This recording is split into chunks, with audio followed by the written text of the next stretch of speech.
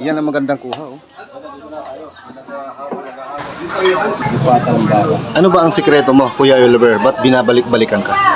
Yan ang napakagandang tanong ni Idol Bonito. Paring Bonito. Ang napakagandang ang aking sikreto talaga, unang-una ay sariwang baka, number 1 yan. Laging fresh, bago katay. Hindi tayo nakakapagluto ng frozen, laging bago katay ito. Tsaka isa pa, mabait si Kuya Oliver, laging palakitin, palakakaibigan. Yan. Yan number 1. Yan mga kadrups. Abay, sinsay na din eh. Kay Kuya Oliver Gotohan. Yun, nadal na niya, Idol. Yun, oh.